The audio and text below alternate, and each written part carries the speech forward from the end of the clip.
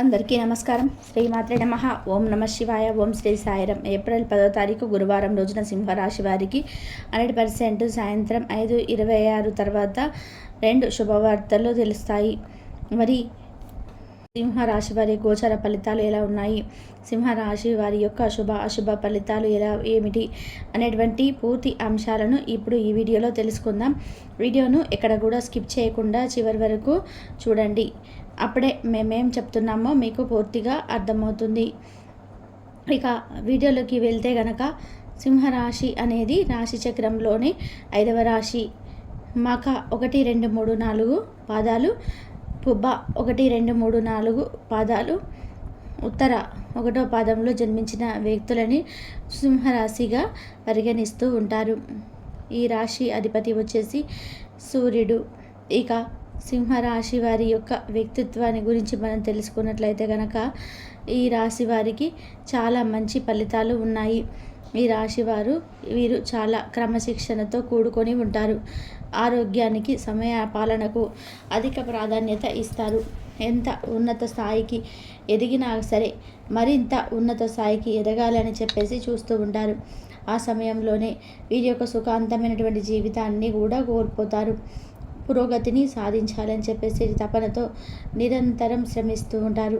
అభివృద్ధిని సాధించాలన్న తపనతో సుఖ జీవితానికి దూరంగా అవుతుంటారు. వ్యక్తిగత ప్రతిష్టకు ప్రాధాన్యత ఎక్కువగా ఇస్తుంటారు. ఆర్థిక విషయాలలో సామర్థ్యాలుగా పేరు పొందుతారు.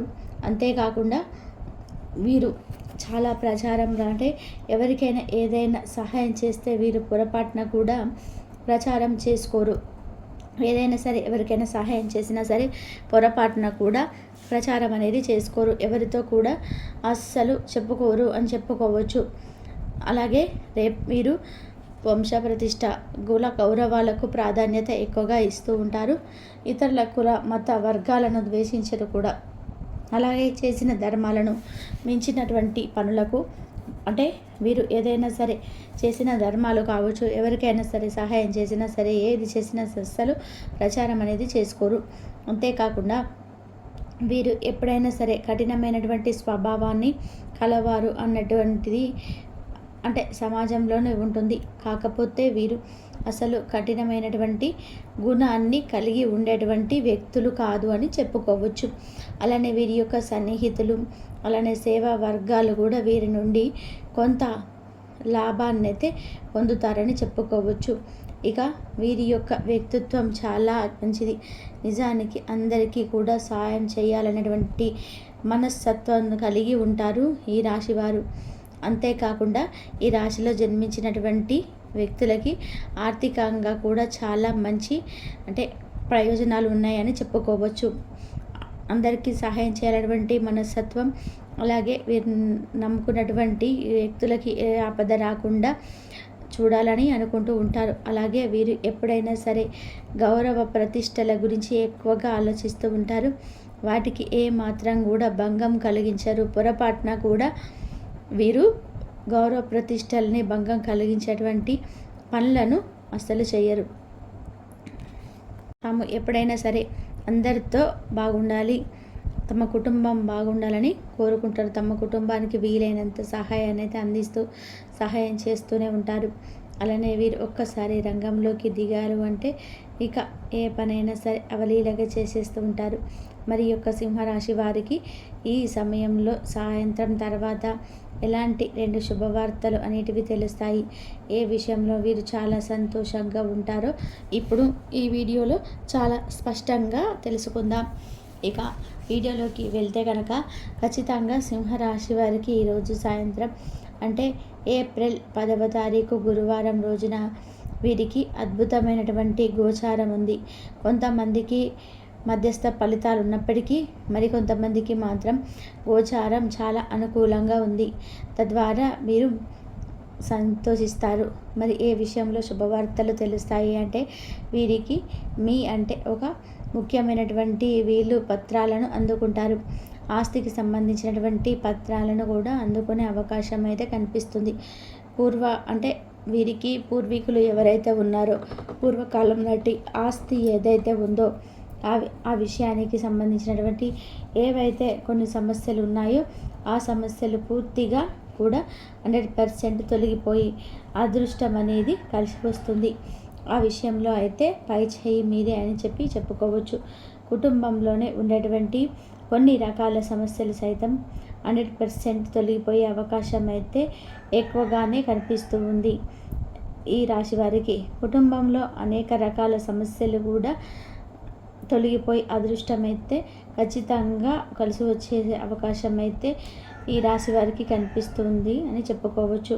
ఇక ఈ యొక్క సింహరాశి వారు ఎవరైతే ఉన్నారో వీరికి అంటే కేవలం వీరి యొక్క ఆస్తే కాకుండా వీరికి రావాల్సినటువంటి ధనం ఏదైతే ఉందో అది కూడా వస్తుంది.